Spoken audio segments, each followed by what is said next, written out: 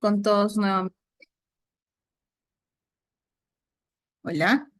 Sí, buenas noches, nuevamente reunidos en una semana más para continuar con nuestras ponencias acerca de lo que es, buenas noches, Caterine, permítame compartir pantalla,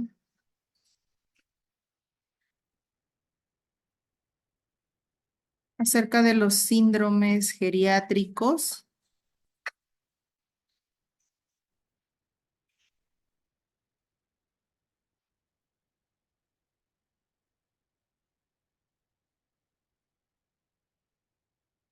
Listo, acerca de los síndromes geriátricos de alta prevalencia. Ok, bueno, decirles que el día de hoy vamos a aprender acerca de estos síndromes, que muchas veces lo hemos visto, lo hemos notado en los adultos mayores y sin embargo no le hemos tomado la debida importancia a cada uno de ellos, ¿no? De repente lo hemos visto, lo hemos captado en algún adulto mayor y sin embargo no sabíamos que era un síndrome geriátrico. Así que vamos a dar inicio a esta ponencia. Primero, ¿cómo es que se clasifica la edad geriátrica? Ya lo hemos venido viendo, ¿cierto? En las ponencias anteriores. Este consenso realizó la siguiente clasificación, en donde al mismo adulto mayor se le ha clasificado en 5 estadios. Adulto mayor joven, que es de 55 a 64 años. El adulto mayor maduro, de 65 a 74 años. El adulto mayor de 75 a 84 años, hay ancianos mayores de 85 y también encontramos nonagenarios y centenarios, ¿no? Quien no de repente hemos escuchado y eso es noticia ahora porque es difícil encontrar a un adulto mayor pues que cumpla 98, 99 o 100 años, ¿no? Sin embargo, sí por ahí hay algún adulto mayor. Bien, entonces, según, a ver, permítame bajar esto para que nos deje aquí. Ya, según síndromes geriátricos para la Organización Mundial de la Salud, lo considera el término síndrome geriátrico a las formas de presentación más frecuentes de las enfermedades en el adulto mayor. Nos está haciendo mención, como ven en la imagen también, hay un adulto mayor que va a necesitar siempre de la atención, del apoyo de una persona adulta también que lo pueda movilizar, que lo pueda acompañar, ¿no? No solo estamos hablando de una salud física, sino como dice ahí, a múltiples factores, ¿no? De repente en cuanto a su audición, visión, al caminar, al andar, al desarrollo de sus actividades básicas, pues, ¿no? Entonces, repetimos que síndrome geriátrico son las enfermedades, en otras palabras, de este adulto mayor.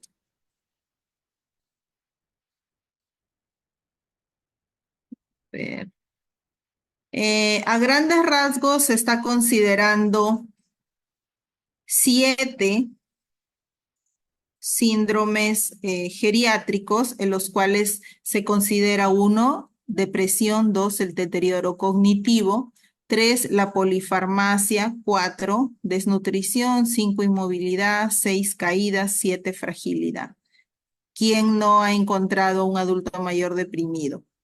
Que de repente no recuerda muchas cosas, que se olvida, que no sabe lo que dijo según él, que consume muchos medicamentos, uno diario, dos hasta tres, y hay pacientes, adultos mayores, que 4 hasta 5 medicamentos, porque obviamente de repente tienen una hipertensión, una diabetes, y ya están consumiendo más de 2, 3 medicamentos. Desnutrición, ya comentaba en algún momento que muchas veces este adulto mayor o es muy obeso, o es muy gordito, o es muy flaquito. Es raro encontrar un adulto mayor con su contextura, su peso y su talla pues adecuado. Otro síndrome geriátrico también, que es la dificultad en la movilización, ¿no? De repente porque tuvo alguna lesión propio de esa edad, ya sus huesitos, sus músculos no tienen mucha fuerza para poder movilizarse. El riesgo de caídas que sí o sí está presente a diario en ellos y propio de la fragilidad de cada uno, ¿no? En su día a día. Entonces, considerando y viendo todo esto, podemos distinguir y vamos a estudiar el día de hoy lo que son 5 tipos grandes síndromes geriátricos que son por los que la Organización Mundial de la Salud se preocupa, ¿no? Incluso todas las unidades de geriatría son lo que quieren prevenir, lo que buscan, lo que siempre se maneja o se predispone a los cuidadores para evitar todos estos síndromes. Uno de ellos, esto se está específicamente de acuerdo a la clasificación que nos da aspectos terapéuticos de los grandes síndromes geriátricos, tratamientos farmacológicos y no farmacológicos del Servicio de Geriatría del Hospital Universitario La Paz en el año 2017. Aquí solamente vamos a considerar el día de hoy 5, los más grandes. Uno es la inmovilidad, 2, la inestabilidad y caídas, 3, incontinencia urinaria, que abarca también la incontinencia intestinal, el deterioro cognitivo y la fragilidad. Entonces, como número 1, inmovilidad. ¿Por qué creen que se está considerando la inmovilidad como el número 1 como síndrome geriátrico, no? Hemos visto adultos mayores que ya no se movilizan, que de repente tuvieron accidentalmente una caída, una lesión o por la debilidad muscular, como les decía, y simplemente ya no pueden movilizarse. Es el número 1 porque es la causa principal de que de repente este adulto mayor no se pueda movilizar en la cama, en la habitación, sobre lo que él reposa, en la silla, y va a tener el riesgo de empezar con una formación de las úlceras por presión, ¿no? Que lo va a dificultar, lo va a poner en riesgo más aún a una infección, a una sepsis o algún otro tipo de enfermedad. Por eso es que está considerándose como un síndrome geriátrico. El primero es la inmovilidad. Síndrome de la inmovilidad. ¿Qué significa inmovilismo? Es la disminución de la capacidad para desempeñar actividades de la vida diaria por deterioro de las funciones motoras. Como ven en las imágenes, ya no es que nosotros nos estemos refiriendo a inmovilidad de que solo va a estar en una silla de ruedas o solo va a estar en cama y no se moviliza. Puede estar en cama, no se moviliza, puede estar en silla o la inmovilidad está deteriorada en parte, no en su totalidad. Por eso es que estamos viendo con ese adulto mayor en la primera imagen que está utilizando un bastón, ¿no?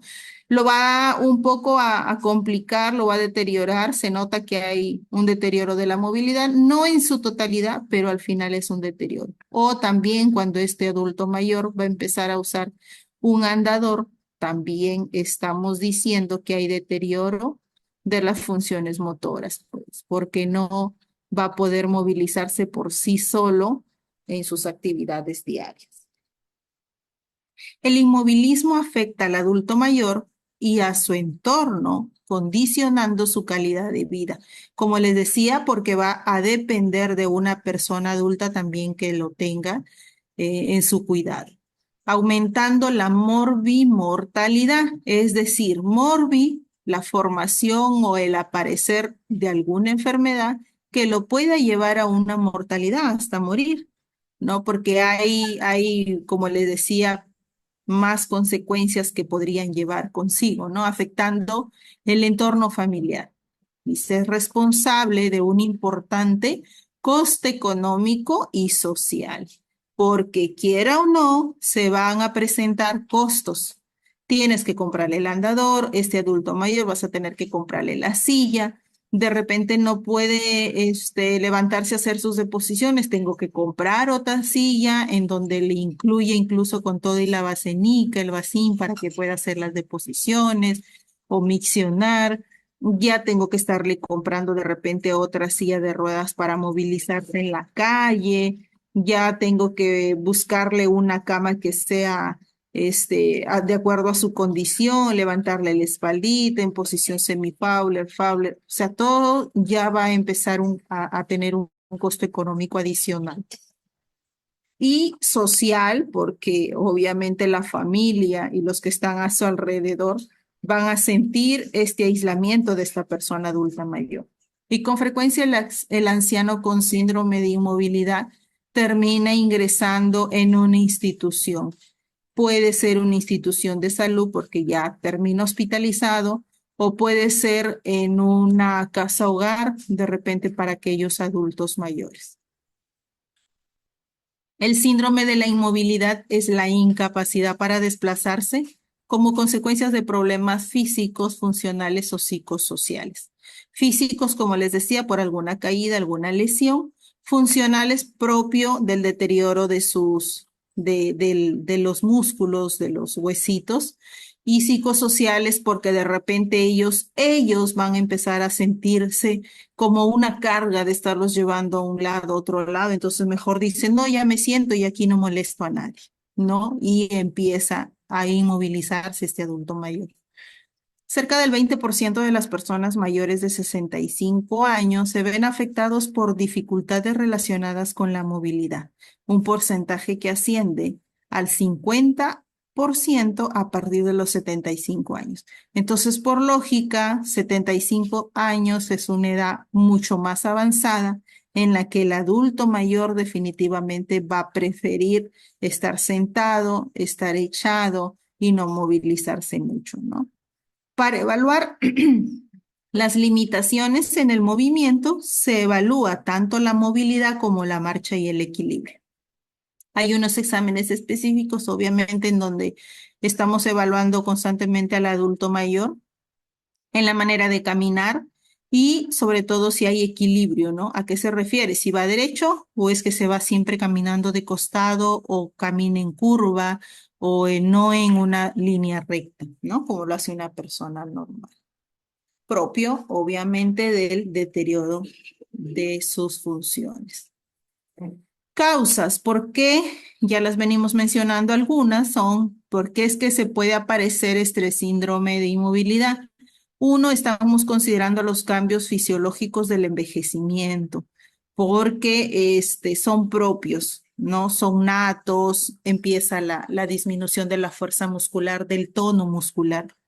También puede darse este síndrome de inmovilidad cuando la persona adulta mayor tiene algunas enfermedades relacionadas musculoesqueléticas, de repente en alguna parte de su cuerpo tiene osteoporosis, por lo general la columna, o artritis, osteoartritis, ya los huesitos como que no nos ayudan mucho, ¿no? Cardiorrespiratorias, porque al sentir la agitación o la dificultad para respirar, el adulto mayor obviamente va a preferir estar sentado. También pueden haber dentro de las enfermedades neurológicas en las que ellos empiezan a tener una confusión, un delirio. Entonces, al querer salir de repente de un lado a otro, a la calle o dentro de la casa, irse de un lado a otro y para no estar con esa dificultad o con ese estrés de no saber qué hacer, prefieren estar entonces sentados o acostados. Otra causa común son los problemas de salud frecuentes como la polifarmacia, es decir, este paciente o este adultito mayor que empieza a consumir 2 a 3 medicamentos diarios, ¿no? Y la poscaída sí o sí es un problema frecuente. El adulto mayor que se ha tropezado, que se ha resbalado o que se haya caído, de hecho que va a empezar a tener miedos y no va a querer moverse de nuevamente. También tenemos causas sociales y ambientales, en donde estamos considerando las barreras arquitectónicas. El lugar en el donde se desempeña este adulto mayor, donde vive, con quienes viven, en la casa, tiene de repente barandas, tiene de dónde cogerse, tiene por dónde subir, por dónde bajar, irse cogiendo, esos, ¿no? ¿Qué barreras encontramos? Si tiene los zapatos antideslizantes, como les mencionamos en algún momento. También causas sociales y ambientales, los productos de apoyo. Si sabemos que le dificulta la deambulación, ¿acaso ya tiene este adulto mayor el apoyo? Un andador, un bastón, ¿no? Y la falta de motivación también. Como le decía, se siente este adulto mayor enfermo, con algún problema físico, y ellos en su manera de pensar es: no quiero provocar un riesgo, o no quiero que nadie se preocupe por mí, o no quiero que nadie se moleste. Entonces, simplemente no hay una motivación por el día a día y tienden o quieren solo estar sentados o acostados. Ahora, si este adulto mayor ya empieza a una inmovilidad definitiva, vamos a encontrar consecuencias. De a pocos, lo ideal es hacer que el adulto mayor, a pesar de que vaya avanzando la edad, y ya luego de repente lo voy a tocar más adelante, si este adulto mayor podemos evitar estas consecuencias, a pesar de que sea adulto, se van a empezar a hacer una cierta variedad de ejercicios para poder ayudarlo, lo que significaría que vamos a evitar la aparición, o por lo menos vamos a alargar la aparición de estas consecuencias, que en algún momento sí se van a tener que dar, de hecho que sí, propios de la edad, pero no todos a su mismo tiempo, ¿no? No todos los adultos mayores lo van a manifestar de la misma intensidad o de la misma manera. Entonces, cuando ya se presenta este síndrome de inmovilidad, de hecho que van a empezar las consecuencias, consecuencias físicas, psicológicas y sociales.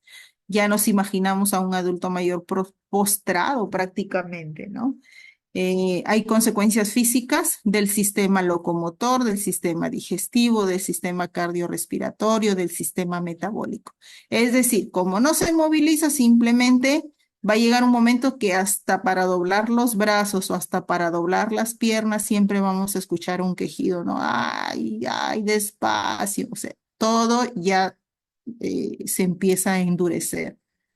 Eh, este adulto mayor va a empezar también a tener molestias digestivas, deposiciones líquidas o estreñimiento. Por lo general, este adulto mayor se va a estreñir sí o sí.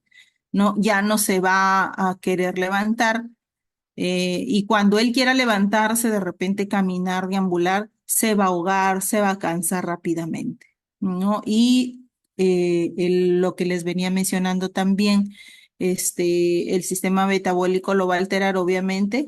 Esta persona se va a poner muy obesa, muy gordita, muy con sobrepeso, o va a estar muy delgadita de lo que no come. Consecuencias también psicológicas vamos a encontrar.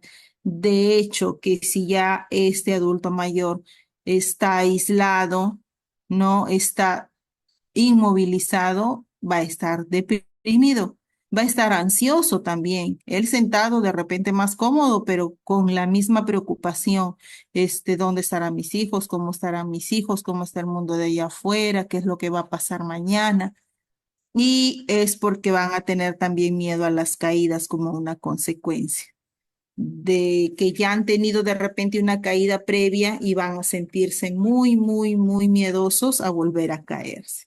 Hay consecuencias sociales que vamos a encontrar: el aislamiento social y la dependencia funcional. Solitos van a decir: no, déjame aquí, yo me quedo aquí, vayan ustedes, por mí no se preocupen, solitos se aíslan. Y dependencia funcional, porque va a necesitar de una persona sí o sí para sus actividades diarias. Este síndrome de inmovilidad o desacondicionamiento es un problema geriátrico caracterizado por tres cosas. Uno, reducción marcada de la tolerancia al ejercicio. No va a poder movilizarse, se cansa progresivamente, ¿no? Hay una debilidad muscular también, ya no va a tener el mismo tono muscular, ya lo vamos a ver más flácido. Y el tercero, que en casos extremos va a haber pérdida de los automatismos y reflejos posturales que imposibilitan la deambulación. Va a empezar a encorvarse, va a empezar a doblarse, va a empezar a caminar demasiado lento, agachadito, porque los reflejos posturales pues ya no van a ser los mismos. Hay dos tipos de inmovilidad, lo que se le llama inmovilidad relativa y la inmovilidad absoluta. La relativa, como ven en la imagen, es de a pocos, no sola, pero sí con ayuda, en este caso de un andador, que puede llegar a convertirse en absoluta. Como la ven ahí, no camina, no deambula, simplemente está acostada sobre su cama. No se levanta para nada. Esos dos tipos de inmovilidad existen. Las patologías conducentes a trastornos físicos, como mencionamos, por ejemplo, la osteoporosis, ¿no? Las fracturas, artritis inflamatorias, gota, enfermedad muscular, trastornos dolorosos de los pies, polimialgia reumática, enfermedad vascular crónica, la enfermedad del Parkinson, neuropatías periféricas, demencia, insuficiencia cardíaca congestiva, etcétera. Hay alteraciones fisiológicas asociadas al envejecimiento también que se van a notar sobre todo en las sensoriales, porque hay una disminución de la sensibilidad propioceptiva y vibratoria, enlentecimiento de los reflejos posturales, la alteración del área motora y pérdida de la masa muscular, disminución de las contracciones musculares y voluntarias máximas. También hay alteraciones cardiovasculares de los vasoreceptores. Hay alteraciones pulmonares, que es la disminución de la elasticidad de la pared torácica y disminución de la capacidad pulmonar. Factores psicológicos que vamos a encontrar del síndrome de la inmovilización está la depresión, la desesperanza, el desamparo, el temor a las lesiones y la falta de motivación.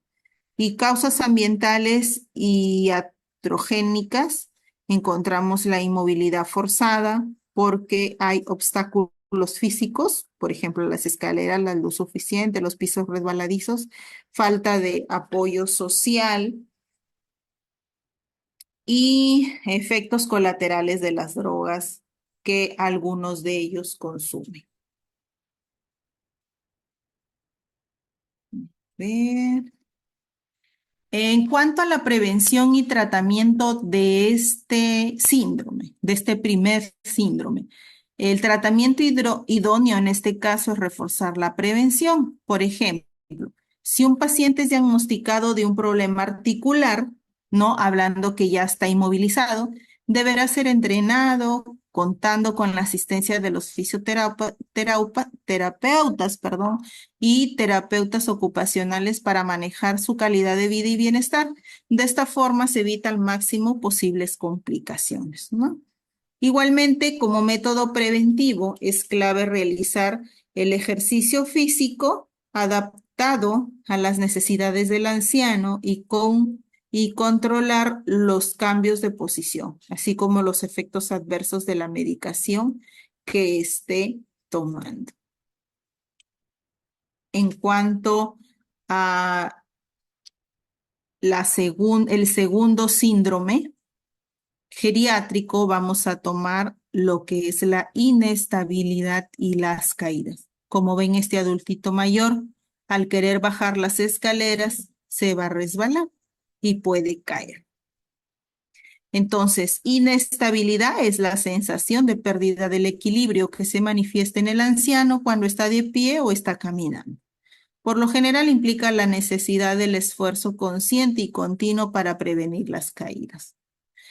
La caída ya en sí es el efecto de llegar a permanecer en forma no intencionada en la tierra. Estás en el suelo, el piso u otro nivel más bajo.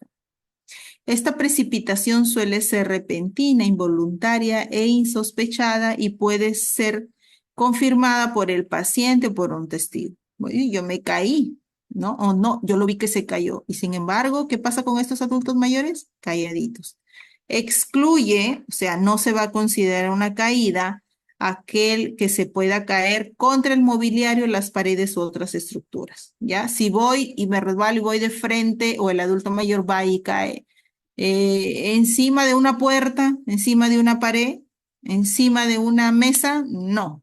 Eso no es una caída. Una caída es que su cuerpo esté en el suelo, ¿ya? En el piso. Según epidemiología, nos dice que estas caídas, ¿quién no ha tenido este adulto mayor que se cayó? ¿Y qué pasa? Se inmoviliza. ¿Qué pasa? Empiezan a salir las úlceras.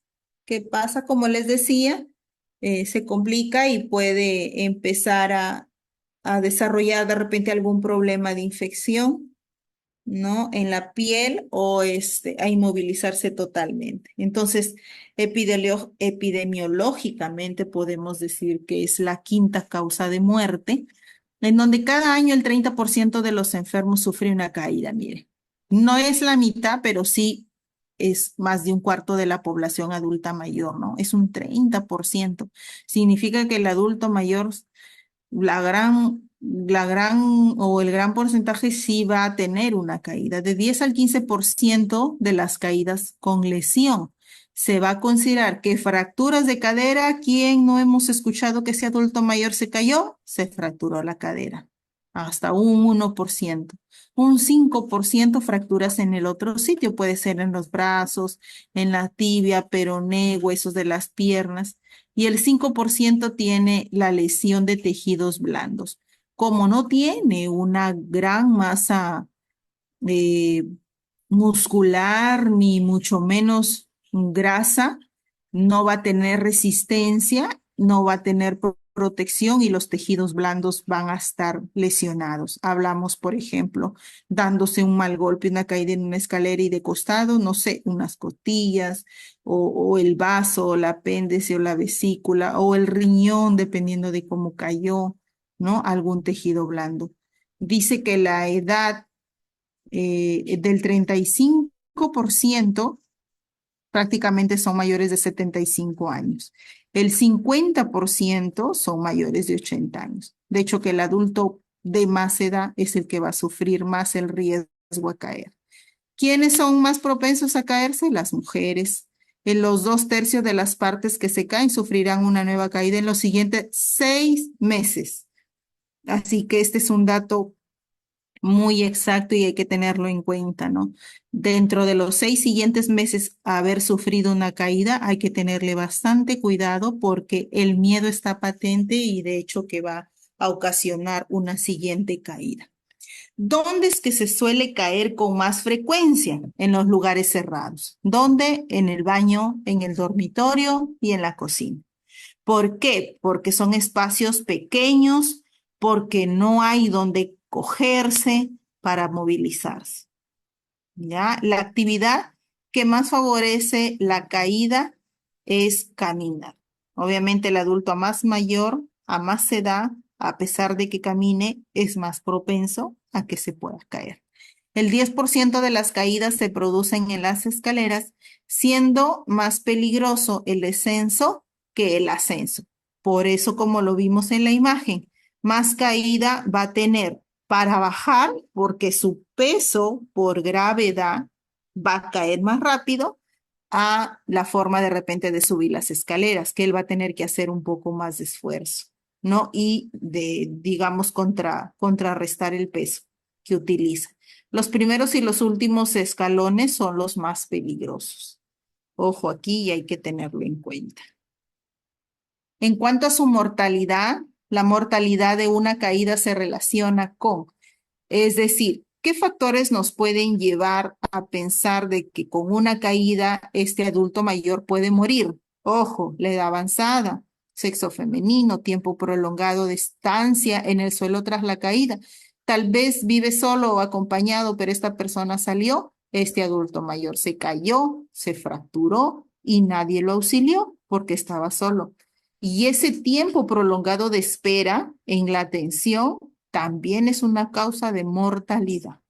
Pluripatología, es decir, no solo la caída, sino que de repente se cayó, se fracturó, tuvo una fractura de su huesito, fractura expuesta, y encima es un paciente diabético. Esta exposición, esta ruptura de la piel, de hecho que va a demorar mucho más en sanar. Polimedicación, igualito, si toma bastantes medicamentos de este paciente y encima una caída, es bien complicado. Deterioro cognitivo. La posibilidad de fallecer por cualquier causa en los 2 años siguientes a una caída se duplica con respecto a los ancianos que no se caen, sobre todo si se trata de mujeres. ¿Qué significa? Si se cae, dijimos, pasamos 6 meses, tuvo una caída, lo que se espera que durante los 6 primeros meses se vuelva a caer. Sin embargo, si ya se cayó, en 2 años, si se vuelve a caer, va a complicar más, ¿no? El factor de la mortalidad. Ahora, ¿cuál es la actitud que debemos tener ante un paciente que se cae? Uno es considerarse una señal de alerta que traduce una situación de fragilidad. Es decir, yo, ese adulto mayor, ya lo vi, ya supe que se cayó, yo le tengo ojo, pestaña y ceja, como se dice, porque se me va a volver a caer nuevamente. Entonces, tengo que valorar la forma global del anciano, es decir, si está sano física, psicológica y cognitivamente. Identificar los factores de riesgo intrínsecos y extrínsecos y circunstancias de la caída. Es decir, factores de riesgos intrínsecos son netos, natos de este adulto mayor. Es decir, la edad que está mucho más avanzada, de repente el sexo, que ya dijimos que las mujeres son más propensas a caerse, de repente ya no puede hablar, no puede conversar algo, comunicar algo y necesita que le traigan algo y él por no poder comunicarse, él se va a parar y se va a volver a caer. Y factores extrínsecos son aquellos que vamos a encontrar a nuestro entorno o a su entorno de estos adultos mayores. Es decir, el piso resbala, no tiene barandas donde coger, no tiene él un bastón, no tiene un andador que lo pueda ayudar a movilizarse, ¿no? La otra actitud y lo que debemos de considerar es estimar precozmente las consecuencias a corto y largo plazo y prevenir nuevas caídas, que es lo que estamos mencionando.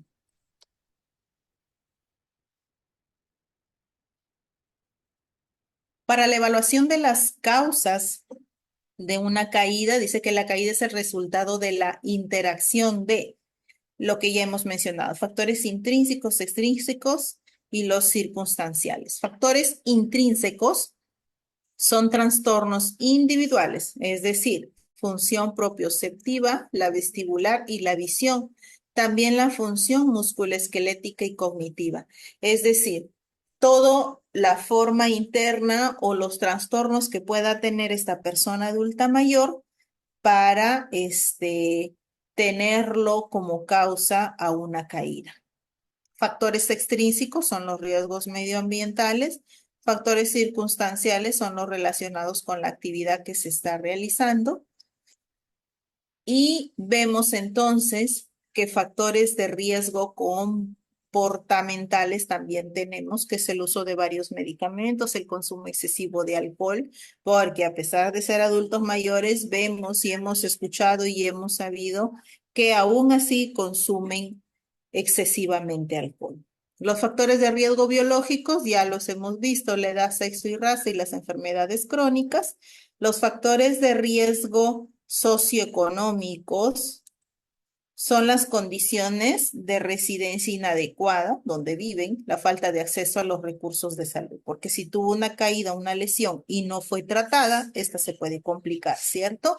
Y hay factores de riesgo ambientales como los suelos resbaladizos y la iluminación inadecuada. Factores extrínsecos también están considerando lo visual, es decir, este adulto mayor tiene cataratas, no ve claro, su agudeza visual ha disminuido, no puede diferenciar los colores, o le molesta la luz, o le molesta la oscuridad, eso también debemos tener en cuenta.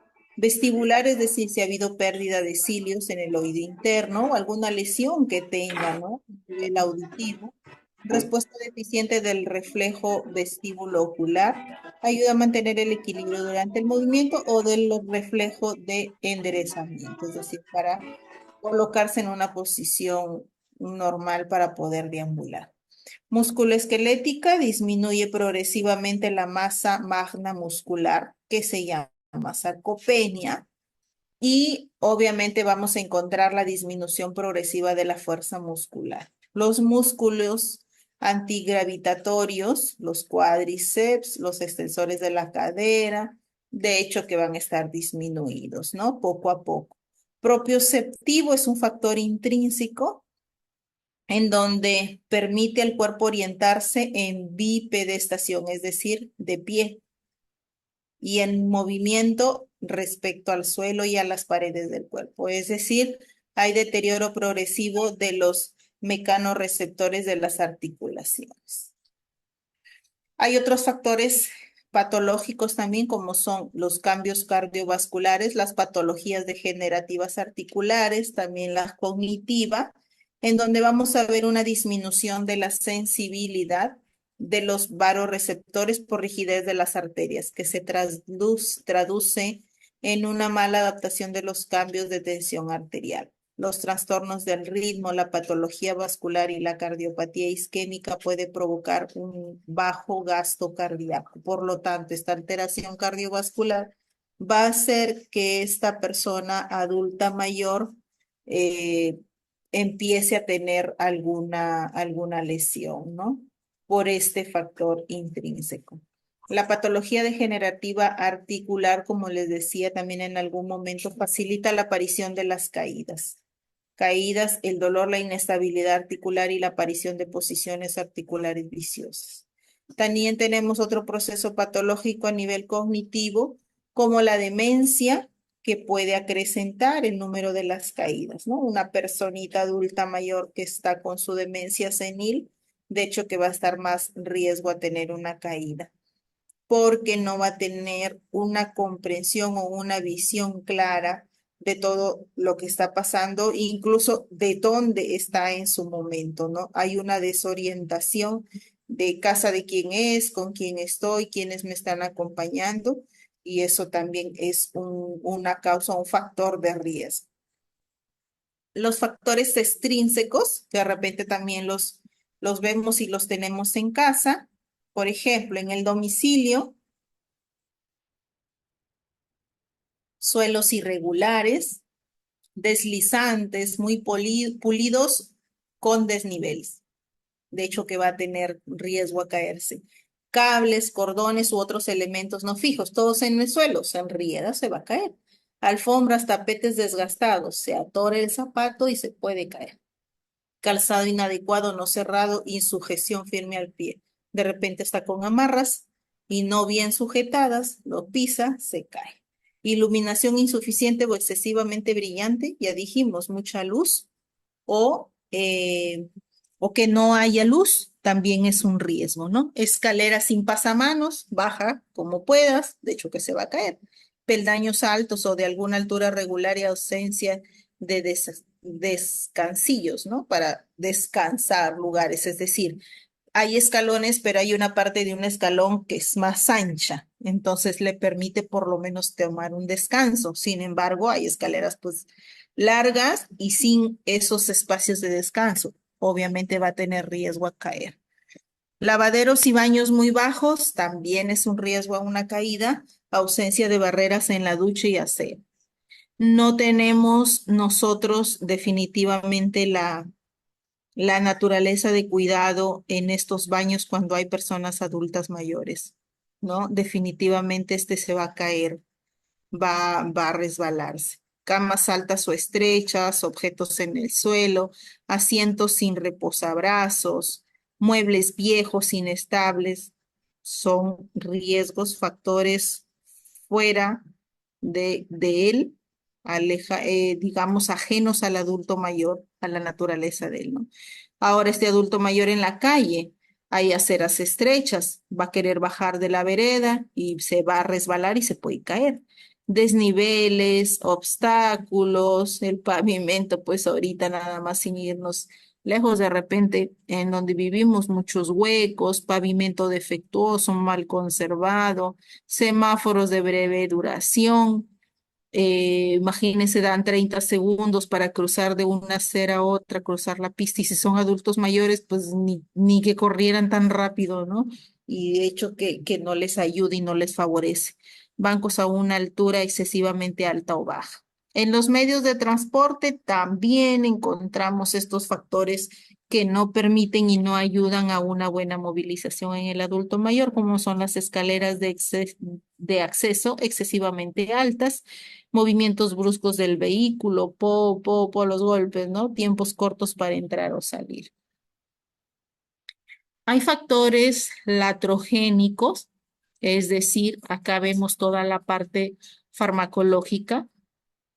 Adultos mayores que toman benzodiazepinas, que son los sedantes. Entonces, este adulto mayor va a estar somnoliento y para movilizarse le gana el sueño y puede caerse. Antidepresivos, que son los inhibidores de la captación de la serotonina y tricíclicos, de hecho que también les va a desarrollar un poco de hipoactividad, ¿no? Y por lo tanto el riesgo a caerse. Digitálicos, algunos antiarrítmicos y diuréticos, hipoglicemiantes y alcohol. ¿Hay una prevención o una forma de evitar cómo es que estos pacientes se puedan lesionar, se puedan caer? Sí, hay tres niveles. Nivel primario o prevención primaria. El objetivo es evitar la caída sí o sí. En la prevención secundaria, el objetivo es conocer y reducir los factores de riesgo existentes para evitar nuevas caídas. Y en la prevención terciaria, lo que se va a poder hacer es disminuir las consecuencias producidas por las caídas.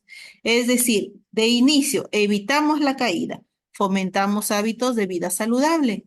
Acá podemos incluir el ejercicio físico, una buena alimentación, de repente en calcio, en buena cantidad de proteínas para que nuestros músculos o los músculos de este adulto mayor sean un poco más saludables, ¿no? Sean más fuertes. Con las proteínas mejoras la fuerza muscular y ya no la aparición de la sarcopenia, que es la disminución, ¿no? Disminución, dice educación para la salud, el ejercicio físico moderado. También hablamos o realizamos lo que es la detección precoz de factores de riesgo intrínsecos y la corrección de los extrínsecos. De hecho, que los extrínsecos son los que los podemos manejar. Ahora, ¿qué pasa? No podemos cumplir o ya cumplimos con esta prevención primaria, pasamos a una prevención secundaria en donde vamos a realizar la valoración individualizada, es decir, a cada adulto mayor para detectar las alteraciones sensoriales y vamos a realizar unas medidas para evitar nuevas caídas, la revisión de tratamientos médicos, modificación del entorno para hacerlo en un lugar seguro donde él pueda deambular. Ahora, lamentablemente, si este paciente ya se cayó, si este adulto mayor, entonces hay que disminuir las consecuencias de esta caída. Es decir, apoyo y educación a familiares y cuidadores, evitar el síndrome poscaída y la reducción de la marcha y el equilibrio, enseñanza a levantarse solo, poco a poco que él vaya recuperando su movilidad total. El tercer síndrome geriátrico, vamos a hablar acerca de la incontinencia urinaria.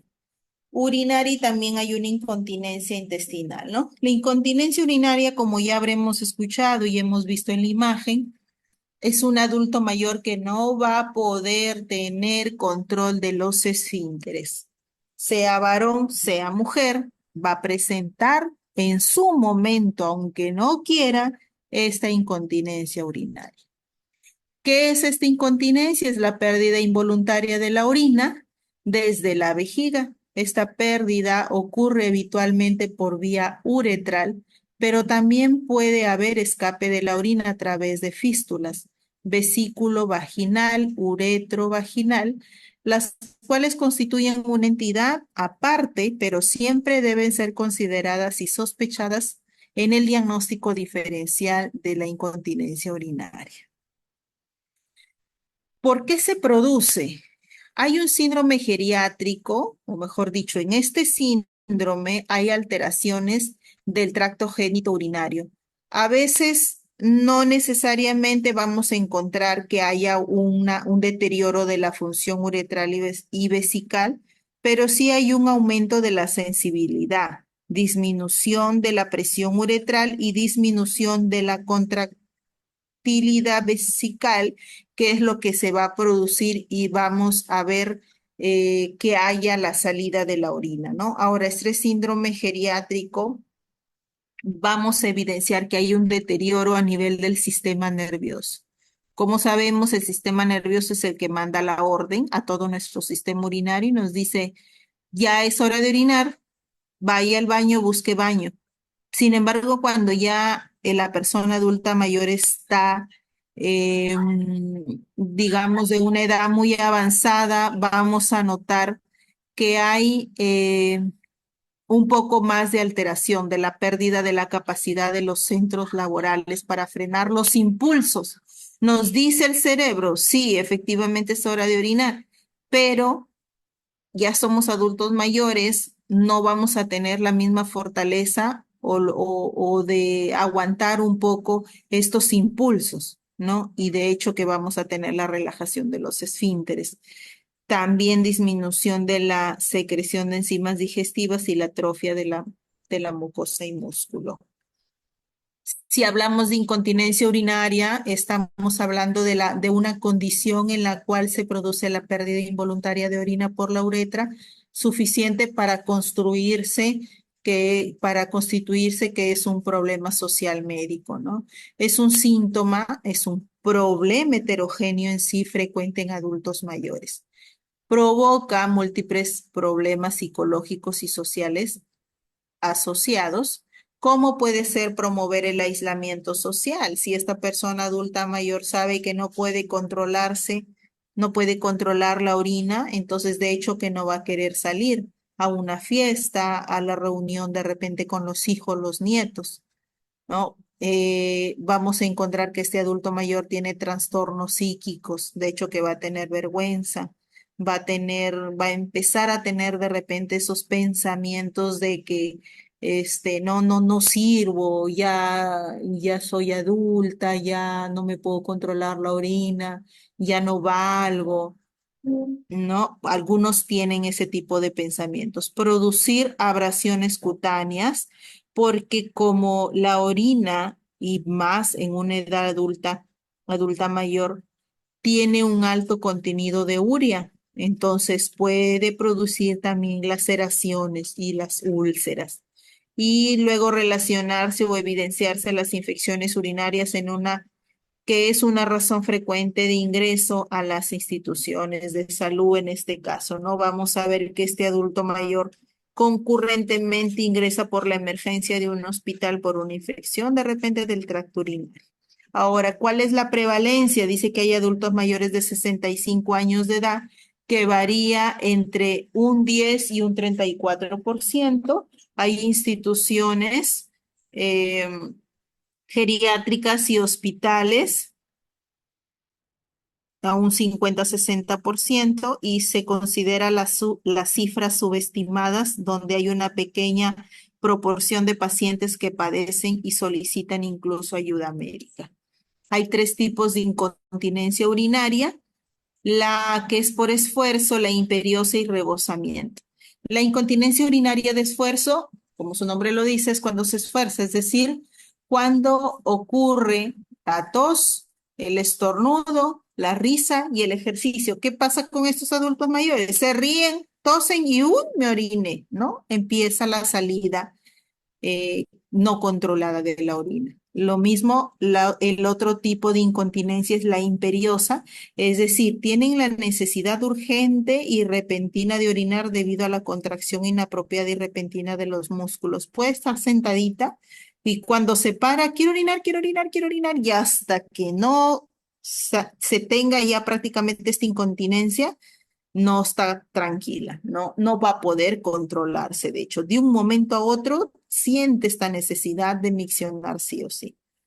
Y el tercer tipo de incontinencia urinaria es la incontinencia por rebosamiento, es decir, cuando la vejiga ya no puede vaciarse completamente, ¿no? Va al baño, orina y da la impresión como que ya orinó, pero al final siempre quedan unos restos, ¿no? Por eso dice que no puede vaciarse completamente, incluso va a empezar a haber un goteo postmiccional. Después de la micción, aún así sigue viéndose la salida de orina.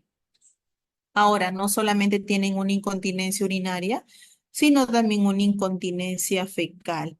Es decir, la incontinencia fecal ocurre cuando hay la pérdida en el centro del gaso de las evacuaciones, líquidas o sólidas. Es suficiente para producir malestar y sufrimiento. La incontinencia fecal es un signo de que algo está mal. Una parte del control de los intestinos no está funcionando como debería. Incluso afecta a un 2% de la población general y hasta un 45% de los pacientes de casas de reposo, es decir, de los adultos mayores, ¿no? Entre los factores etiológicos destacan las causas traumáticas, neurológicas y congénitas, siendo uno de los principales el trauma obstétrico. Hay factores de riesgo, ¿no? Entre las causas que puedan generar la incontinencia urinaria en la vejez, destaca el consumo de medicamentos diuréticos, anticolinérgicos, antidepresivos, antipsicóticos y analgésicos narcóticos, ¿no? La persona adulta mayor, que está consumiendo medicamentos, de hecho, que va a tener más riesgo todavía de desarrollar esta incontinencia urinaria. Dentro de la prevención y tratamiento, se dice que para evitar los problemas de incontinencia urinaria en la tercera edad, es clave la prevención de las etapas anteriores. Realizar actividad física no se refiere a realizar la actividad, llevarlo al gimnasio, que haga pesas, eso no, definitivamente no. El hecho es, de acuerdo a su edad, realizarle los ejercicios de repente desde una simple caminata o sí al querer levantar peso, de hecho que también van a poder realizar. Eso les va a ayudar es decir, al realizar la actividad física, va a evitar lo que es el estreñimiento y trabajar el suelo pélvico, ¿no? Que eso va a hacer que fortalezca los músculos de la pelvis, de la vejiga y por lo tanto controlar la orina. En cuanto al tratamiento, se suele indicar la ejercitación del suelo pélvico, la terapia con fármacos o la intervención quirúrgica. También puede operarse, pero si se pudiera manejar y controlar con ejercicios y terapias sería lo ideal.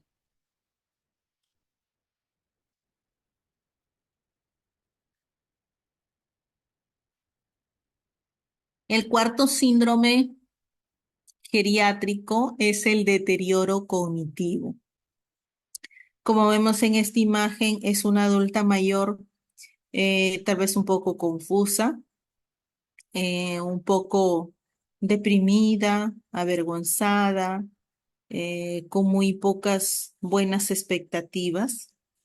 La mayoría de las personas, del personal de salud, no toma mucha importancia o no le toma la debida importancia a lo que es el nivel cognitivo. Siempre vemos un adulto mayor y lo vemos si camina, si no camina, si usa pañal, si no usa pañal, si se puede movilizar, si no se puede movilizar, si tiene un andador, si no tiene, pero es raro, como muchas veces nos ha pasado como personal de salud, verificar su nivel cognitivo, ¿no? O su nivel emocional o su nivel mental. A un adulto mayor muchas veces, en última instancia, es el preguntar, el evaluar o el ver su nivel cognitivo, ¿no? Y su nivel emocional.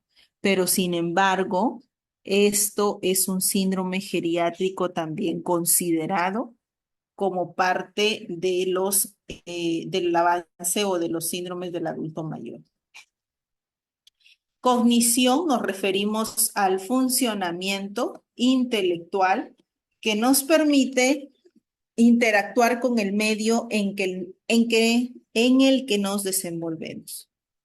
Esta cognición, este funcionamiento, va a llevar en algún momento al envejecimiento, ¿no? Y normalmente pues van a aparecer cambios morfológicos, bioquímicos, metabólicos y circulatorios.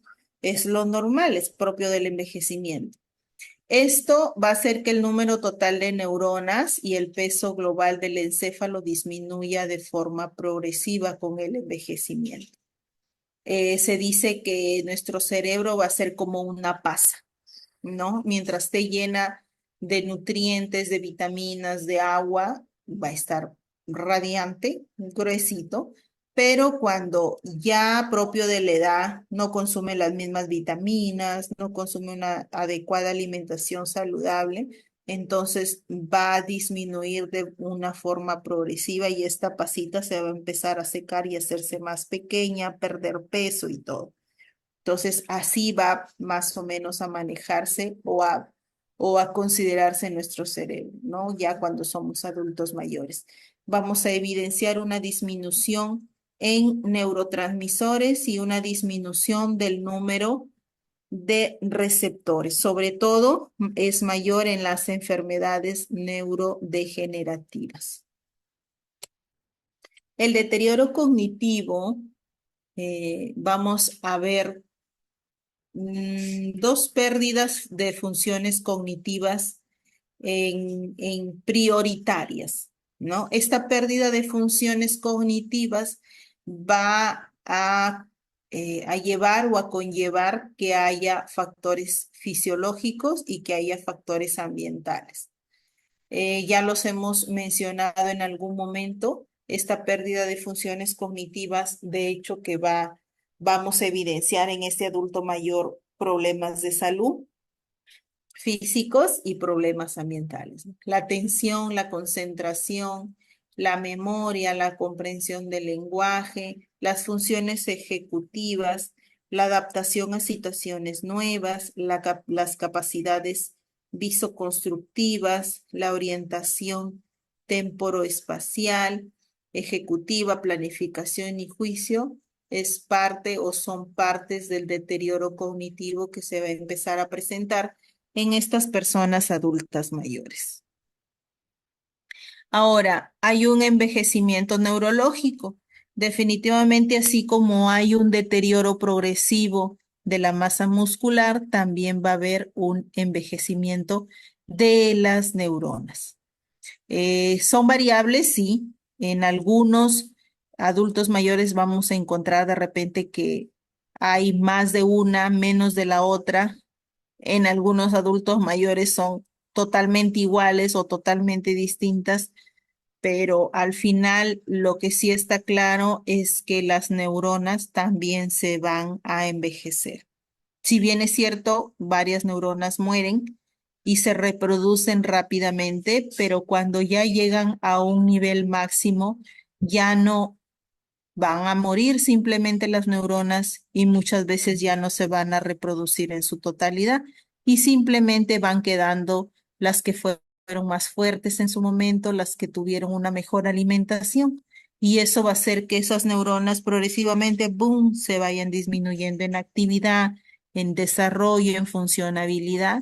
Y de hecho, que va a llegar un momento en el que ya su sistema nervioso de este adulto mayor pues no es el joven que era antes. Y así como físicamente se va a envejecer, así las neuronas también se van a envejecer. Y lo vamos a notar porque hay patologías en el individuo, porque hay un soporte social inadecuado tal vez, porque el estado de ánimo va a influir mucho en las neuronas de este adulto mayor, porque el estado económico también incluye e influye en este envejecimiento de las neuronas, que los estilos de vida también incluyen, así es que la otra variable es el lugar de residencia, sí, en donde vive este adulto mayor es donde también vamos a notar si va a haber un envejecimiento más lento o más pausado o más rápido de estas neuronas. También la variable de la fragilidad y la osteopenia, ¿no? Hay un envejecimiento de las neuronas, también influye lo que es la variable de la edad. Dijimos que a más edad, el adulto mayor, de hecho, que va a envejecer mucho más rápido estas neuronas, de una forma más rápida. Hay dos tipos de deterioro cognitivo. Hay más tipos. Los dos primeros son el deterioro cognitivo leve, en donde vamos a encontrar la pérdida de memoria o de funciones cognitivas superiores que no interfieren en el desarrollo normal de la vida. Hay dificultad para recordar las cosas que antes se hacía de forma automática. ¿Quién no ha escuchado a un adulto mayor recordar todo lo que hacía cuando era joven? ¿No? Lo que se quiere o lo que se evidencia también es que logra seguir llevando una vida normal sin perder su independencia. Digamos, como su nombre lo dice, aquí todavía el deterioro cognitivo es leve, todavía tiene recuerdos, no hay una pérdida de memoria total. El segundo tipo es el deterioro cognitivo medio, en donde vamos a evidenciar ya que hay una demencia, pero esta demencia es leve, es decir, comienza a afectar la situación funcional del paciente, comienza a resentirse la forma leve de las actividades de la vida diaria, lleva a alteración, olvida nombres de personas muy conocidas, se evidencian problemas con la memoria reciente y puede presentar algunos cambios en su conducta. Eso es parte del deterioro cuando ya aparece una demencia leve. El deterioro cognitivo notable, cuando ya hay una demencia moderada, ya vamos a encontrar síntomas que vuelven más evidentes la afectación de las actividades de la vida diaria y comienza a hacerse evidente y lentamente y de modo progresivo que afecta estas actividades básicas, actividades de la vida diaria básicas, ¿no? La afectación de la conducta es frecuente, es decir, la agitación, la agresividad, la ansiedad e incluso la depresión.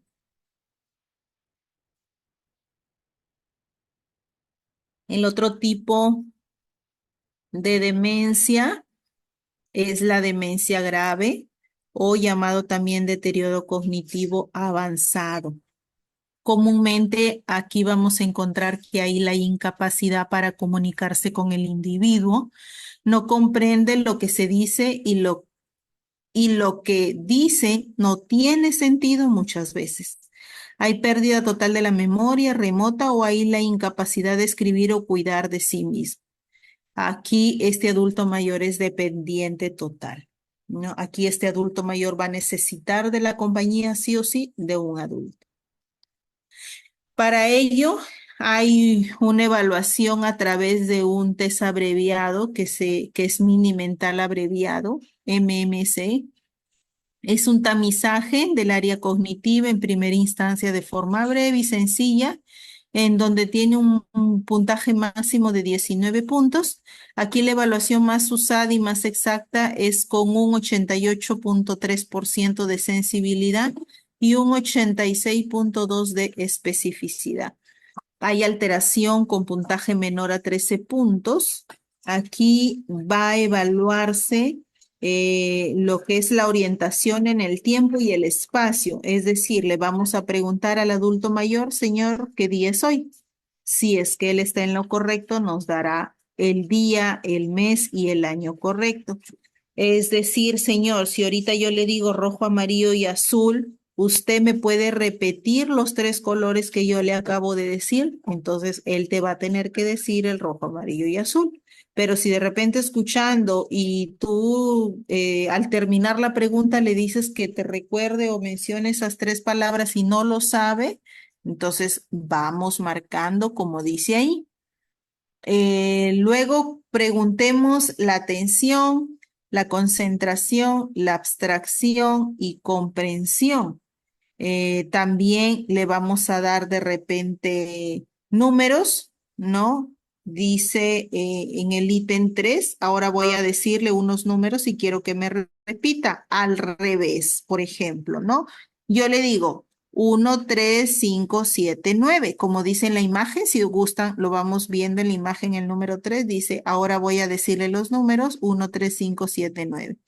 Usted me va a decir los números, como yo le he mencionado, del último hacia adelante, ¿no? Tendrá que decir 9, 7, 5, 3, 1. O yo le digo, en la puntuación es el número de dígitos en el orden correcto. 9, 7, 5, 3, 1. Igual, ¿cuántos puntos hay? ¿Cuántos números son? Son 5 números. Entonces, ya. La otra evaluación que vamos a hacer en este test es la capacidad ejecutiva, que es el seguimiento de instrucciones. Lo otro es la memoria a largo plazo. De repente, cuando yo le quiero decir 3 palabras, anote un punto por cada palabra que recuerde, no importa el orden, ¿no? Y le vamos haciendo. En realidad son varias evaluaciones que le vamos a ir haciendo. Del lado izquierdo, ustedes van a anotar ahí los 6 puntos que le vamos haciendo, incluso hasta que dibuje. Y del lado derecho vamos a colocar si es correcto, si es incorrecto, cuántos números y cuánto fue el porcentaje total que obtuvo. Este es un tipo de evaluación cognitiva. Aquí hay otra evaluación para verificar si es que hay deterioro cognitivo, que es el test del reloj. Parece algo curioso, algo chistoso el decirle al adulto mayor, por ejemplo, como es acá, ¿no? Escriba o dibuja un reloj. Y hay adultos mayores, lamentablemente, en donde tú le dices dibuja un reloj y no recuerdan el número de orden de los números, ¿no? Y el 12 lo ponen abajo, el 9 lo ponen arriba, a la derecha le ponen un 5, a la izquierda le ponen un 2. Entonces, de hecho, que nos vamos a poder dar aquí un puntaje y un resultado, ¿no? En este caso, el test del reloj permite evaluar las capacidades cognitivas y detectar un posible deterioro cognitivo, ya sea por percepción visual, porque obviamente no estamos viendo bien, coordinación visomotora, capacidad visoconstrictora y de planificación y ejecución motora. Es decir, lo que quiere ver aquí a la orden, copia, ¿no? La esfera, porque un reloj, obviamente, bueno, por lo general es circular. Ahí vamos a ver si hace el círculo, si lo hace ovalado, si lo hace simétrico o si es que ni siquiera lo ha dibujado, ¿no? Los números del 1 a 4 si están todos, errores en la colocación dentro de la esfera, el orden como les decía, si se ha puesto adentro o afuera. Las manecillas, también si están las dos manecillas, si se usa en el centro de la esfera o lo puso de arriba para abajo, si la proporción del tamaño es correcta, si la hora que marca es la que se ha pedido, ¿no? Señor, coja y márqueme las 9 de la mañana. Entonces ella debería hacerlo, ¿no? Dice que si tiene un puntaje mayor de 15 se considera que no hay deterioro cognitivo, pero si el orden de repente fue inferior, porque acá vemos si la esfera, puedes ponerle 2 puntos. Si los números los hizo, puede poner 4 puntos y así sucesivamente y se va sumando. Se dice que si está en orden es inferior a 6 o si se copia es inferior a 8, ¿no? Entonces, la idea es tener un puntaje mayor de 15. Hay otro cuestionario también, que es el cuestionario de memoria, como lo ven en el lado derecho. Le preguntamos lo mismo, ¿qué día es hoy? Lo que queremos con este cuestionario de memoria es acortado. Aquí nos detecta la existencia y el grado de deterioro cognitivo, memoria a corto y largo plazo, la orientación, la información sobre los hechos cotidianos y la capacidad de cálculo. No lo vamos a poder realizar a través de 10 preguntas breves. Si es que hay un error más, si tiene la educación básica o no tiene, obviamente ahí le vamos a considerar también, pues, ¿no? Porque si le estamos preguntando algo y él de repente no lo entiende porque no ha tenido ni siquiera nivel primario, entonces no vamos a poder evaluar, ¿no? Hay adultos mayores analfabetos y sin embargo en ellos también tendríamos que tener, pues, consideración, ¿no? de uno a dos errores, se va a considerar que tiene funciones intelectuales intactas. Si tiene 3 a 4 errores, tiene un deterioro intelectual leve. Si tiene 5 a 7 errores, vamos a darle que tiene un deterioro intelectual moderado. Y si encontramos de 8 a 10 errores, vamos a llegar a la conclusión de que tiene un deterioro intelectual severo. Las preguntas, como ven en la imagen en el lado izquierdo, le vamos a hacer ¿qué día es hoy? Él nos tiene que decir el día, el mes, el año. ¿Qué día de la semana es hoy? Lunes, martes, miércoles, jueves, viernes, sábado, domingo. ¿Cuál es el nombre de este lugar, edificio, hospital, centro de salud? Él nos va a tener que mencionar también, ¿no? ¿Cuál es el número de teléfono? Si es que lo sabe, no lo sabe, o si preguntamos de repente, por algún dato especial, ¿no? ¿Cuál es la dirección? ¿Qué edad tiene usted? Preguntamos si le recuerda en qué fecha nació, nos tiene que dar el día, el mes, el año. También la pregunta número 7, que es ¿cuál es el presidente de Chile actualmente? O el presidente en este caso de nuestro país, ¿no? ¿Cuál fue el presidente anterior? ¿Cuál es el apellido de su madre? Y dice a 20, empecemos desde el número 20 y usted me va a ir mencionando menos 3, ¿no? Cada resultado, es decir, 20, en la mente yo digo -3, el adulto mayor me tiene que decir 17, quede en silencio haciendo su resta, 14, 12, 11, 8, 5, 2, según corresponda. Entonces, allí también hay un conteo específico, ¿no? De errores en donde nos va a dar el diagnóstico final.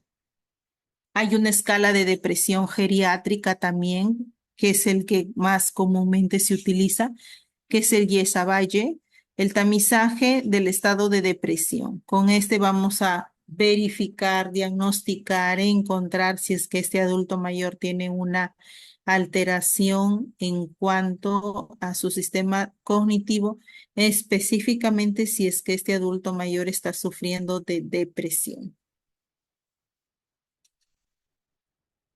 Eh, Nos dice Brink y Yesavalle en 1982 presentaron 30 preguntas de formato para marcar sí o no. En 1986 salió la versión abreviada ya de 15 preguntas, la mitad de lo que era al inicio. Se considera que este tamizaje es útil para guiar sobre el estado de salud mental del individuo y ese tamizaje principalmente es administrado por un médico o un enfermero. El puntaje total, como ven ahí, si es que tiene de 0 a 5 puntos, vamos a decir que el tamizaje es normal. Si tiene de 6 a 9 puntos, hay una depresión leve. Y si es que tiene mayor de 10, hay una depresión establecida. Dice, esta es la versión reducida. Acá está 9, 10, 11, 12, 16 preguntas, 15, 16 preguntas está aquí, ¿no? Lo que le decimos al adulto mayor. En general, ¿estás satisfecho con tu vida? ¿Has abandonado muchas tareas habituales y aficiones? ¿Siente que su vida está vacía? ¿Se siente con frecuencia aburrido? ¿Se encuentra de buen humor la mayor parte del tiempo? Teme de algo malo pueda ocurrirle, se siente feliz la mayor parte del tiempo, con frecuencia se siente desamparado o desprotegido, prefiere quedarse en casa más que salir y hacer cosas nuevas, cree que tiene más problemas que la mayoría de la gente, en este momento piensa que es estupendo estar vivo, actualmente se siente un inútil.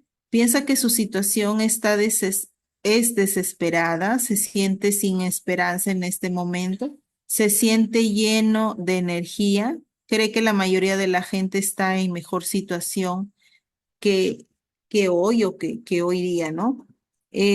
Como ustedes ven, hay preguntas en las que él muchas veces o ella, esta persona adulta mayor, va a sentir y hasta muchas veces vamos a evidenciar que hay una lágrima por ahí, ¿no? Porque son tantas cosas que reprime, que tiene este adulto mayor y por lo general cuando llega a su consulta geriátrica, sea con el médico o la enfermera, prácticamente se desahoga, ¿no? Y empieza la conversación mucho más amplia todavía. Hay alteraciones cognitivas que también son evaluadas a través de una resonancia magnética, como el estudio del Kazuki Sonora. Son lesiones en la materia blanca, zonas hiperintensivas periventriculares en la materia blanca profunda, en donde vamos a encontrar la relación con alteración cognitiva moderada. Hay disfunción del lóbulo frontal por reducción de flujo, déficit de atención y aparición de reflejos primitivos, disminución en la rapidez y habilidad de procesar información. Hay disrupción del circuito frontal, baja vitalidad, alteraciones de la marcha y de la función vesical. Hay un abordaje del deterioro cognitivo en la persona mayor a través de un diagnóstico temprano, en donde a través de una valoración buena, cognitiva, aficiones y hobbies para aprovechar al máximo sus capacidades potenciales, la motivación y la participación en actividades. Hay cuidados que según son la necesidad de cada individuo, hay mayor supervisión de cuidadores. Y aquí va a considerar la actividad física, sobre todo la de intensidad moderada. Se asocia a un riesgo bajo de declinar en la función cognitiva. La rehabilitación cognitiva de integración sensorial, es decir, para que yo fortalezca a nivel mental a este adulto mayor, yo puedo hacerlo, realizar estas conductas. Por ejemplo, realizar juegos de memoria.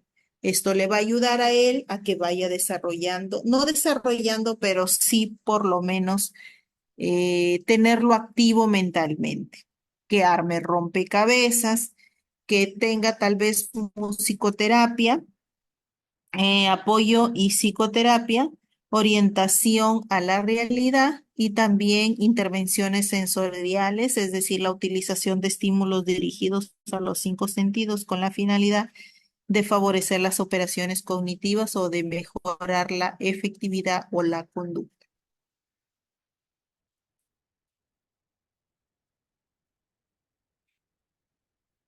A ver, ahora vamos a presentarle tipos de deterioro cognitivo. Específicamente son tres los que vamos a ver. Hay un montón, en realidad hay síndromes geriátricos mucho más complicados, mucho más consecuentes, ¿no? Pero vamos ahora a mencionar adelante tres. El delirium que hemos escuchado, este adulto mayor tiene deterioro de la conciencia, va a presentar alucinaciones e ilusiones, incoherencia, agitación y somnolencia también, ¿no? A través de la demencia, esta demencia se va a presentar tipo Alzheimer en esta enfermedad, ¿no? Hay una demencia vascular y una demencia a otras afecciones médicas incluso. Hay trastorno amnésico, es decir, hay deterioro de la memoria de corto plazo, hay una incapacidad de aprender nuevos conocimientos y está la apatía, la falta de iniciativa. El quinto síndrome geriátrico que vamos a, a tratar es la fragilidad. Si ya vemos que este adulto mayor se cae, se inmoviliza, no puede controlar su micción, su defecación,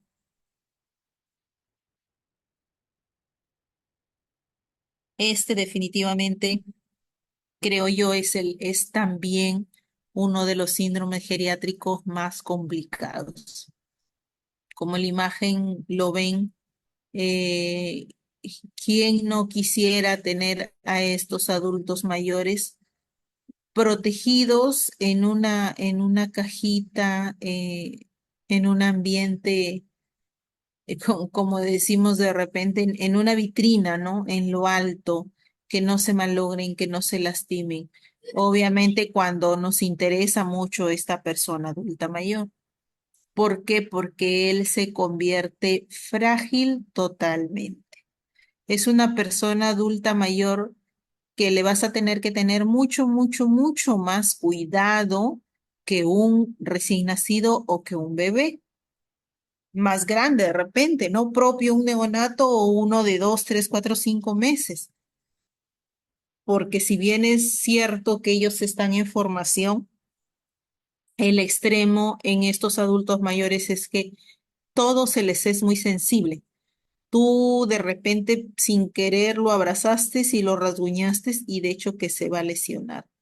Al querer movilizarlo cuando es demasiado, demasiado, demasiado frágil este adulto mayor, muy mayor, y no se moviliza para movilizarlo en la cama, de una posición a otra cada 2 horas, plum, le lesionamos la piel solo con tocarlos, ¿no? Se vuelve como unas maripositas.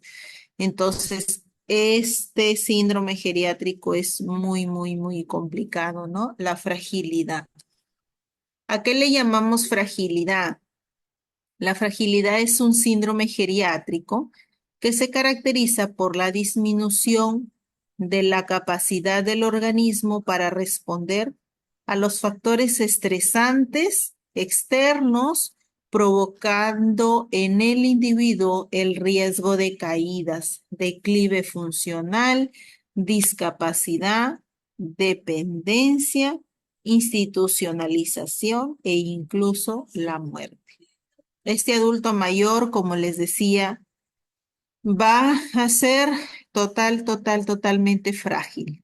Frágil a una caída, frágil a un deterioro, y aún acostarse y no levantarse más, a tener de ahí en adelante una discapacidad. Y de hecho, que lo puede llevar a la muerte. No, por eso es que este adulto mayor, sí o sí, el síndrome geriátrico más desarrollado en ellos, propio de la edad, propio de la sarcopenia, que es la disminución de la fuerza muscular, es porque se presenta sí o sí por la edad adulta mayor. Ahora, hay una enfermedad o se considera una enfermedad patofisiológica en la cual vamos a evidenciar una disminución de la función fisiológica y también de la función de reserva, ¿no? Que pueda tener este paciente adulto mayor. Entonces, dentro de los síntomas que vamos a encontrar es la pérdida de peso, por lo que se hace más frágil, más flaquito, como decimos, hueso y pellejo. Este adulto mayor, por lógica, si pierde peso va a estar débil, se va a sentir cansado, fatigado, agotado, va a presentar anorexia y va a presentar una inactividad.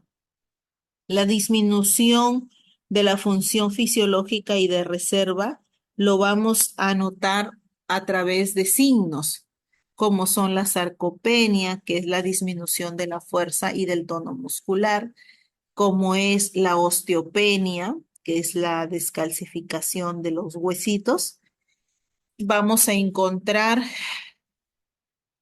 el desacondicionamiento también, la alteración del equilibrio de la marcha y vamos a encontrar la disminución de la velocidad de la marcha, propios de la disminución fisiológica, de la función fisiológica y de reserva de este adulto mayor. Ahora, el riesgo sí o sí es la disminución de la resistencia y la capacidad de responder a los estresores.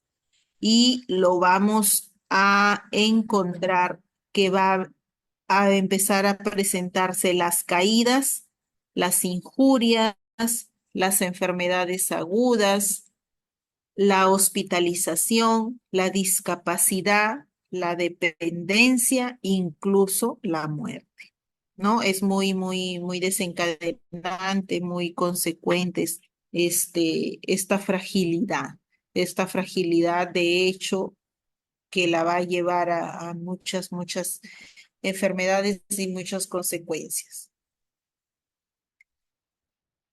Se considera la fragilidad en el anciano en diferentes eh, mm, definiciones, características o semejanzas. Se considera que la fragilidad es un sinónimo de depender, de dependencia, de depender de alguien, de una persona que lo tenga para su cuidado, para la asistencia de las actividades de la vida diaria. También consideran que la fragilidad es igual a tener enfermedades crónicas. Fragilidad también consideran que es igual a síndromes geriátricos. Y lo que sí se descarta y se nota de una manera y se conceptualiza de una manera muy distinta es la fragilidad es diferente a una discapacidad. El hecho que sea frágil, que es propenso a, no significa que él ya esté discapacitado. Son conceptos totalmente distintos.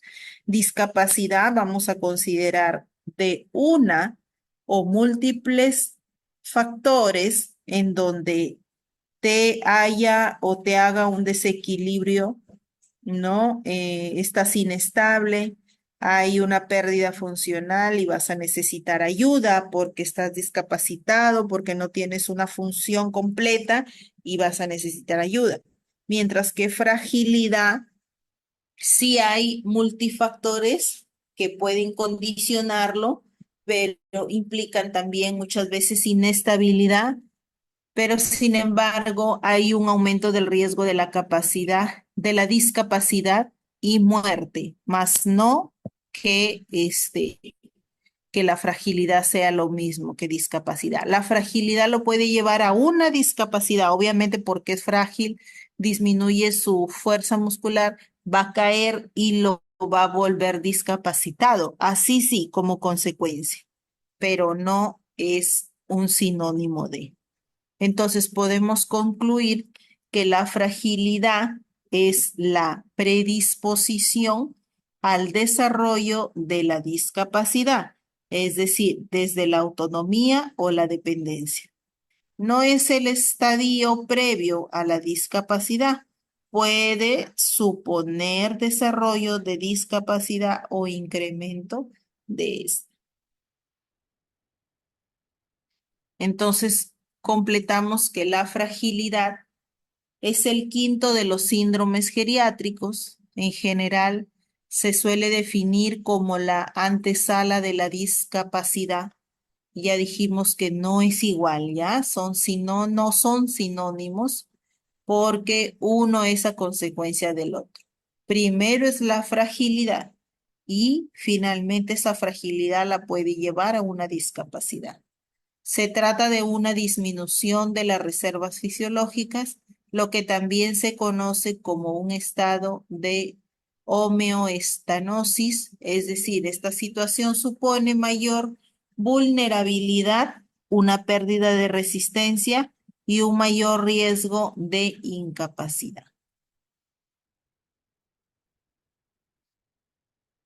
Se dice que aproximadamente el 10% de la población de 65 años es frágil. Imagínense. Mientras que la cifra asciende al 75% cuando los adultos mayores son de 85 años. Fragilidad lo vamos a considerar en un resumen toda esta imagen, ¿no? Esta fragilidad se da porque hay un tratamiento, es decir, esta persona adulta no está completamente sana. El tratamiento va a incluir lo que es el ejercicio, va a incluir lo que es la suplementación, sobre todo la administración de la vitamina C, y la idea es pues disminuir la polifarmacia, es decir, que este adulto mayor no tome mucho medicamento, ¿no? Entonces es realizar sí o sí un buen tratamiento y una buena alimentación en vitaminas para que pueda realizar su ejercicio. Ahora, hay síndromes fisiológicos caracterizados por una disminución a los estresores. Es decir, este adulto mayor es muy vulnerable. Por ello, esta fragilidad se puede desarrollar a través de la multidimensional, multifactorial, a través de un complejo, es algo complejo, digamos, esta fragilidad, pero al mismo tiempo es dinámica. Cuando hablamos de fragilidad, hablamos de una prevalencia y hemos dicho que el adulto mayor, mientras más años tenga, más frágil es. Y en las mujeres ya vimos también que son más frágiles que los varones en cuanto a lo que es la fragilidad, ¿no? También nos están hablando de que en la fragilidad hay una declinación funcional, es decir, va disminuyendo muchas funciones de nuestro cuerpo. Aparece muchas veces una discapacidad por una hospitalización o hospitalización o porque puede presentar también institucionalización y puede presentar la muerte. Dentro de los tipos de fragilidad, también vamos a encontrar la fragilidad física, fragilidad cognitiva y la fragilidad que tiene de ambos, ¿no? La combinación. Ahora, hay un fenotipo de fragilidad según Linda Fried, en donde nos dice que la persona frágil es porque tiene más de 3 criterios. La persona prefrágil es la que tiene de 1 a 2 criterios y aquel aquel es aquel que tiene la ausencia de criterios. Ahora, estos fenotipos de fragilidad nos hacen ver o como consecuencia una pérdida de peso involuntaria de 5 a 10 kilos en este último, de 5 kilos en este último año. Vamos a encontrar por lo general que esta persona tiene agotamiento, debilidad. Vamos a ver en esta persona hay una disminución de la fuerza muscular, la actividad física reducida o la inmovilidad y hay la velocidad lenta para la marcha. Dentro de lo que se dice en cuanto a fragilidad, podemos mencionar que hay un cuestionario final, que es el FRAI, en donde nos menciona, ¿no? Las respuestas de este cuestionario. Vamos a encontrar en este caso, según el ejemplo, hay una fatiga, hay una resistencia, hay aeróbicos, muerte, o hay la enfermedad, empiezan a haber enfermedades, pérdida de peso.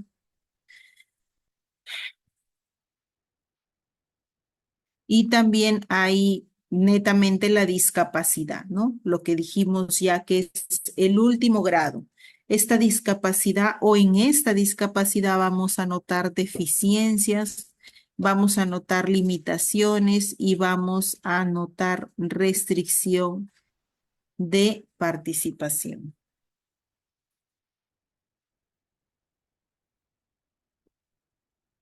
La fragilidad indica una disminución de la salud general de los adultos mayores.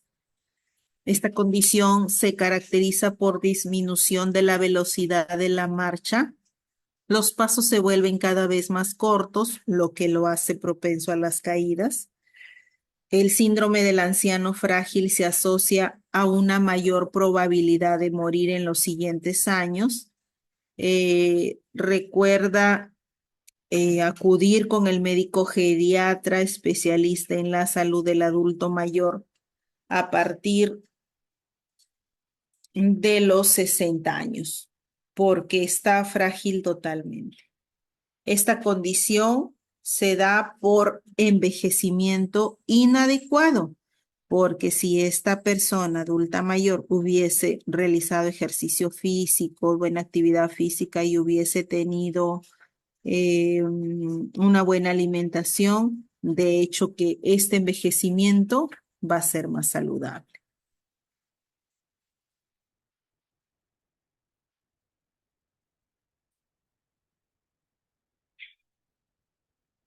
Ahora, fisiopatológicamente, vamos a considerar el centro geriátrico Johns Hopkins.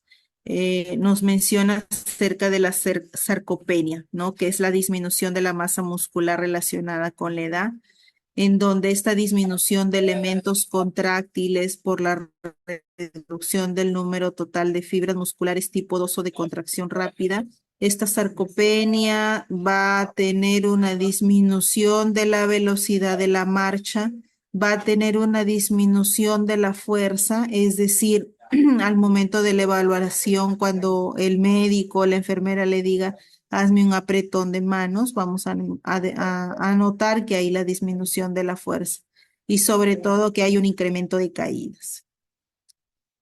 Hay disfunción de la regulación neuroendocrina, en donde vamos a encontrar incremento del cortisol en estos adultos mayores relacionados con la disminución de la fuerza muscular y la resistencia a enfermedades infecciosas. También hay una disminución de la hormona del crecimiento. Obviamente este adulto mayor ya no va a crecer, en donde el papel importante es solamente el mantenimiento de la masa muscular. Hay también una disfunción en cuanto a la disminución de la testosterona y el estrógeno debido a la disfunción que hay del eje hipotálamo pituitario. La fragilidad y la discapacidad, ambas categorías tienen en común que su prevalencia aumenta en las edades avanzadas y que confiere el riesgo de dependencia y de muerte, pero se diferencian en tres aspectos, ¿no? Ya estamos diciendo que la discapacidad es la consecuencia de la fragilidad, ¿no? Entonces, como número uno, primer aspecto, la discapacidad puede presentarse a partir de la disfunción de uno o varios sistemas fisiológicos, mientras que la fragilidad siempre se presenta por la disminución de múltiples sistemas. El segundo aspecto es la discapacidad puede mantenerse estable durante años, mientras la fragilidad siempre progresa en el tiempo. Y el tercer aspecto nos menciona que la fragilidad puede presentarse en un número significativo de adultos mayores que no están discapacitados. Hay una evaluación que se realiza en una entrevista autorreporte, ¿no? Que es el cuestionario Frail para la detección de la fragilidad del adulto mayor. Acá no vamos a anotar y vamos a decir qué tan frágil es o no el adulto mayor. Por ejemplo, le hacemos estas 5 preguntas. Si tiene un sí o 2 sí, puede ser un prefrágil, ¿no? Pero si ya tiene más de 3 sí, de hecho que es una persona frágil. Imaginémonos un adulto mayor, tú le dices, ¿usted está cansado? Sí. ¿Es incapaz de subir un piso de escaleras? Sí. ¿Es incapacidad de caminar una manzana, es decir, una cuadra? No, de repente él sí camina. ¿Tiene más de 5 enfermedades? No. ¿Ha perdido más del 5% de su peso en los últimos 6 meses? Sí. ¿Cuántos sí tengo? La primera, la última y la de caminar la manzana. 3. ¿Qué significa de 3 a más? Entonces es una persona frágil. La velocidad de la marcha en ellos nos habla de que la medición del tiempo necesario para caminar es a 4 metros a un ritmo normal. El frágil es menor a 4 o a 82 segundos, 4.8, 82 segundos. Es decir, la persona o el adulto mayor más frágil es el que va a caminar más despacio. Ahora, ¿qué es lo que vamos a hacer para evitar esta fragilidad? Hablamos tanto de fragilidad, de disminución de la masa muscular, que es la sarcopenia. Entonces, ¿qué podemos hacer para prevenir que esta fragilidad se convierta en una discapacidad? Entonces, hay que enseñarle a este adulto mayor a realizar ejercicio. Una vez que realice el ejercicio, vamos a llevarlo de forma paralela, que tenga una buena alimentación, por eso vamos a necesitar de una intervención nutricional, En el adulto mayor vamos a hacer una intervención psicológica porque necesitamos emocionalmente y cognitivamente tener un adulto mayor más saludable. Y la tercera es la intervención farmacológica, porque si es que necesitara de medicamentos y de alguna dosificación para manejar progresivamente sus problemas de salud, de hecho que se va a poder hacer, ¿no? Se va a poder que tener alguna receta o dar alguna receta de algún medicamento, de repente relajante o algo, no sé. Bueno, hay la nutrición básica sí o sí. Tú le puedes dar medicamentos, le puedes emocionalmente estar tranquilo. Sin embargo, no tienes una buena nutrición, la intervención nutricional no va a ayudarnos mucho. No hay cómo mejorar. Entonces, la alimentación y el ejercicio pueden revertir la fragilidad, robustez, prefragilidad y la fragilidad. ¿Cómo combatimos eso? Con ejercicio y una buena alimentación. No queremos ni que esté gordo, ni que esté frágil, ni que esté en medio, ¿no? Todo es un andar, un caminar, un consecuente a. Una característica que distingue al síndrome de la fragilidad de los efectos del envejecimiento es la reversibilidad potencial de muchas de sus manifestaciones. Hasta aquí eh, quería presentarles el día de hoy lo que es los síndromes geriátricos, ¿no? Muy complicados, como le decía, los hemos visto, los hemos escuchado, pero muchas veces no los hemos considerado como un síndrome geriátrico, sino de repente como algo normal, cosa que es equivocada porque si bien es cierto, este adulto mayor es frágil y es más propenso a tener una discapacidad, pero que se puede trabajar arduamente para prevenir o por lo menos para retardar un poco este proceso natural en realidad. Muchas gracias por su atención. No sé, estoy atenta a sus preguntas.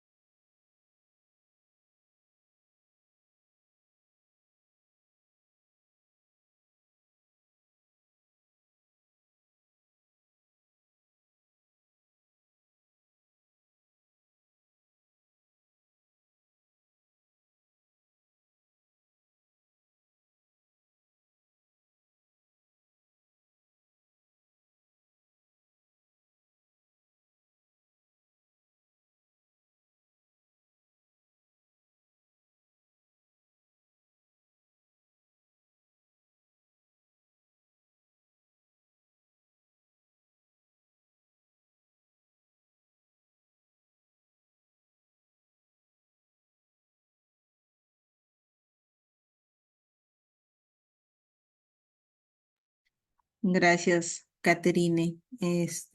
Sí, definitivamente el manejo de los adultos mayores es inmenso y sobre todo pues se necesita de mucha paciencia para el día a día, ¿no?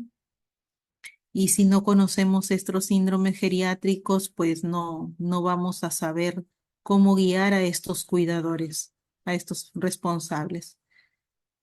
Así es, tu mami tiene 77 años y es muy activa porque como les dije en su momento, si nosotros vamos manejándolo con tiempo, de hecho que es más fácil mantenerle la salud y un poco retardar este envejecimiento, y no solo físico, sino también cognitivo. Si es que nosotros le ayudamos con ejercicios, con una buena alimentación, con que emocionalmente viva sin estrés, sin preocupación. No lo digo tampoco en su totalidad, pero que puede ser manejable, pues de hecho que vamos a tener adultos mayores saludables, sin uno, sin dos, sin tres, sin pocos o los menos expuestos a los síndromes geriátricos que se ha mencionado, pues, ¿no?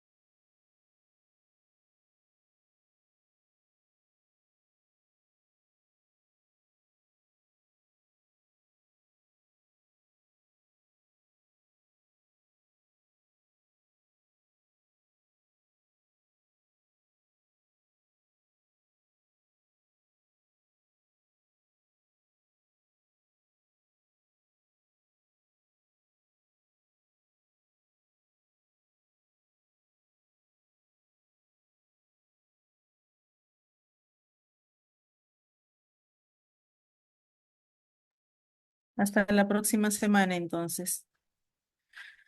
Muchas gracias. Buenas noches. Muchas gracias, doctora. Buenas noches. Buenas noches, doctora.